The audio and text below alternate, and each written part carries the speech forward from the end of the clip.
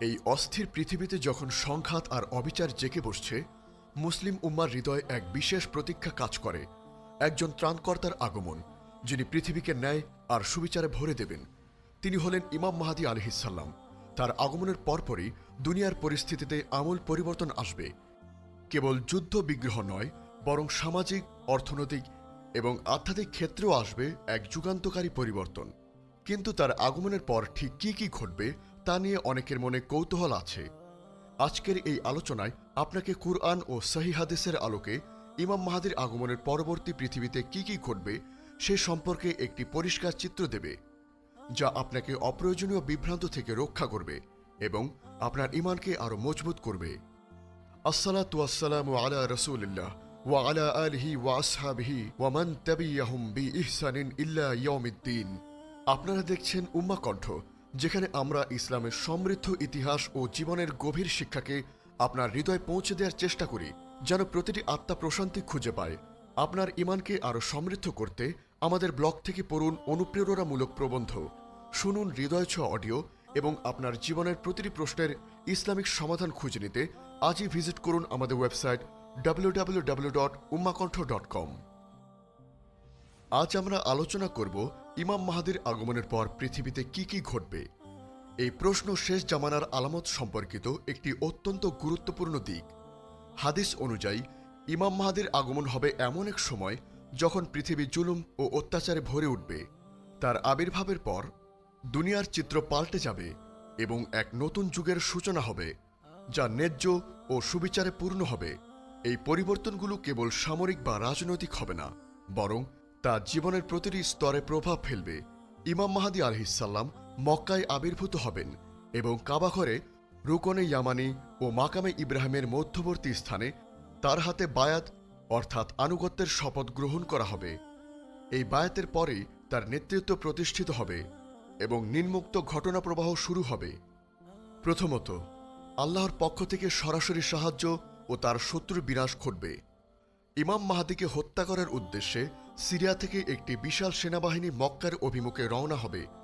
মক্কা ও মদিনার মধ্যবর্তী বাদা নামক প্রান্তরে পৌঁছানোর সাথে সাথেই আল্লাহ তাআলার অলৌকিক নির্দেশে এই বিশাল বাহিনীর সকলেই ভূমিধসে মাটির নিচে বিলীন হয়ে যাবে। তাদের একজনও রক্ষা পাবে না। এই অলৌকিক ঘটনা মাহদীর নেতৃত্বের সত্যতা প্রমাণ করবে এবং বিশ্বজুড়ে তার বার্তা ছড়িয়ে পড়বে। রাসূল সাল্লাল্লাহু আলাইহি ওয়াসাল্লাম বলেছেন, এক সেনাবাহিনী কাবাঘর আক্রমণ করতে বের হবে। যখন তারা মক্কা ও মদিনার মধ্যবর্তী বায়দা নামক স্থানে পৌঁছাবে, তখন তাদের প্রথম থেকে শেষ পর্যন্ত সকলকে ভূমি গ্রাস করে ফেলবে। সহিহ মুসলিম হাদিস 2882। দ্বিতীয়ত, বিশ্বজুড়ে ন্যায় ও সুবিচার প্রতিষ্ঠিত হবে এবং জুলুমের অবসান ঘটবে।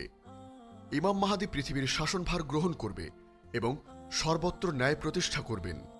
হাদিসে বর্ণিত আছে যে তিনি পৃথিবীকে ন্যায় ও ইনসাফে এমনভাবে ভরে দেবেন যেমন তা পূর্বে জুলুম ও অত্যাচারে পূর্ণ ছিল। এই সময়কালে কোনো ব্যক্তির ওপর সামান্যতম অন্যায় হবে না, এমনকি সামান্য এক চুল পরিমাণ জমিও কেউ অন্যায়ভাবে দখল করতে পারবে না। তিনি আল্লাহর কিতাব ও নবীর সুন্নাহ অনুযায়ী শাসন পরিচালনা করবেন, ফলে সমাজে শান্তি ও শৃঙ্খলা ফিরে আসবে। তৃতীয়ত, অর্থনৈতিক সমৃদ্ধি ও সম্পদের প্রাচুর্য দেখা দেবে। ইমাম মাহদীর শাসন আমলে অভাব দূর হয়ে যাবে এবং মানুষ এতটাই ধনী হয়ে উঠবে যে কেউ জাকাত বা সাদকা পর্যন্ত গ্রহণ করতে চাইবে না।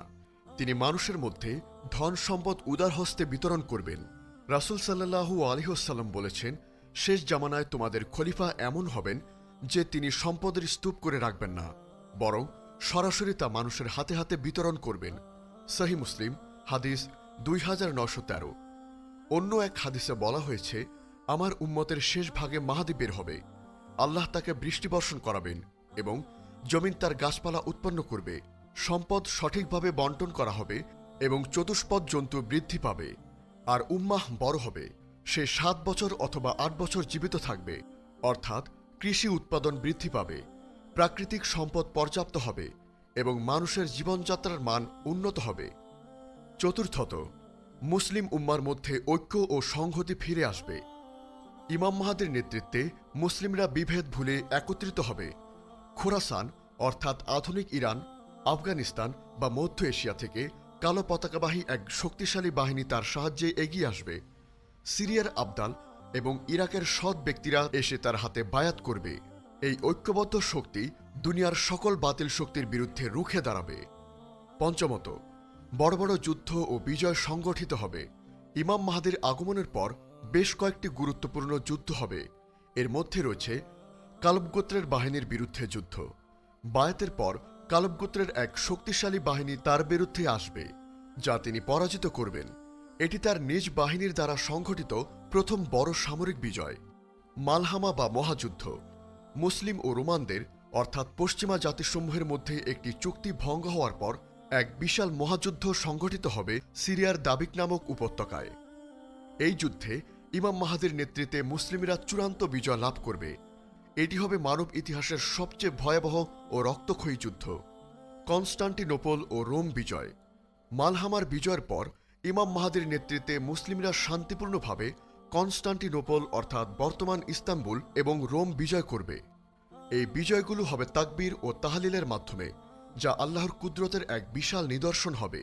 ষষ্ঠত, দাজ্জালের আবির্ভাব এবং ঈসা আলাইহিসসালামের অবতরণ ঘটবে। ইমাম মাহদির শাসনকালের মধ্যেই মানবজাতির সবচেয়ে বড় ফিতনা মাসিহাদ দাজ্জাল আবির্ভূত হবে। সে নিজেকে প্রভু হিসাবে দাবি করবে এবং বিশ্বজুড়ে ব্যাপক বিশৃঙ্খলা সৃষ্টি করবে। তার ফিতনা এতই মারাত্মক হবে যে বহু ঈমানদাররাও এতে বিভ্রান্ত হতে পারে। দাজ্জালের এই ফিতনার চূড়ান্ত পর্যায়ে আল্লাহ তাআলা হযরত ঈসা ইবনে মারিয়াম আলাইহিসসালামকে দামেস্কের পূর্ব দিকে অবস্থিত সাদা মিনারের কাছে অবতরণ করাবেন। ঈসা আলাইহিসসালাম ইমাম মাহদির পেছনে সালাত আদায় করবেন এবং লুত নামক স্থানে, যা বর্তমান ইসরায়েলের কাছে অবস্থিত, সেখানে দাজ্জালকে হত্যা করবেন। এটি হবে দাজ্জালের ফিতনার চূড়ান্ত অবসান এবং পৃথিবীর জন্য এক বিশাল স্বস্তি। সপ্তমত, পৃথিবীতে কল্যাণ ও বরকত বৃদ্ধি পাবে। মানুষ স্বাচ্ছন্দ্য ও শান্তিতে জীবনযাপন করবে। নৈতিকতা উন্নত হবে এবং মানুষ আল্লাহর প্রতি আরও বেশি অনুগত হবে। এই ঘটনা প্রবাহ একটি সুনির্দিষ্ট ধারাবাহিকতা অনুসরণ করবে, যা আল্লাহরই পরিকল্পনা। এই আলামতগুলো দেখে আমাদের অস্থির না হয়ে নিজেদের ঈমানকে মজবুত করা এবং নেক আমল বৃদ্ধি করা উচিত। কোনো নির্দিষ্ট সময়কাল অনুমান করা আমাদের কাজ নয়, কারণ কিয়ামতের সঠিক জ্ঞান একমাত্র আল্লাহর তাআলার কাছেই আছে। বর্তমান বিশ্বে আজকের তারিখ অনুযায়ী যে সংঘাত, অন্যায় এবং অনৈতিক অবক্ষয় দেখা যাচ্ছে, তা শেষ জামানার আলামতগুলোর সাথে সামঞ্জস্যপূর্ণ। মুসলিম হিসাবে আমাদের দায়িত্ব হল নিজেদের ঈমানকে রক্ষা করা, নেক আমল বৃদ্ধি করা এবং আল্লাহর নির্দেশিত পথে চলা। হে আল্লাহ, হে অন্তর পরিবর্তনকারী, আমাদের অন্তরকে আপনার দ্বীনের উপর স্থির রাখুন। আমাদেরকে সেই সকল বান্দাদের অন্তর্ভুক্ত করুন যারা বিপদে পড়ে ধৈর্য ধারণ করে এবং আপনার উপর পূর্ণ আস্থা রাখে। হে আরশের মালিক, আমাদের উপর রহম করুন, আমাদের সকল গুনাহ ক্ষমা করে দিন এবং আমাদেরকে নেক আমল করার তৌফিক দান করুন। হে সারাজাহানের প্রতিপালক, মুসলিম উম্মাহকে শেষ জামানার সকল ফিতনা থেকে রক্ষা করুন এবং ইমাম মাহদির শুভ আগমন দ্বারা পৃথিবীকে ন্যায় ও ইনসাফের সাথে পূর্ণ করুন। আমিন। আমাদের এই মহৎ বার্তা ছড়িয়ে দিতে এবং ইসলামের আলোকে প্রতিটি হৃদয় পৌঁছে দিতে অনুগ্রহ করে আমাদের চ্যানেলটি সাবস্ক্রাইব করুন এবং বেল আইকনটি প্রেস করুন। আমাদের ফেসবুক পেজ ফলো করে উম্মা কণ্ঠ পরিবারের একজন সদস্য হয়ে যান। আর আমাদের ইসলামিক ব্লগ ও রিসোর্স পেতে ভিজিট করুন আমাদের ওয়েবসাইট www.ummakontho.com।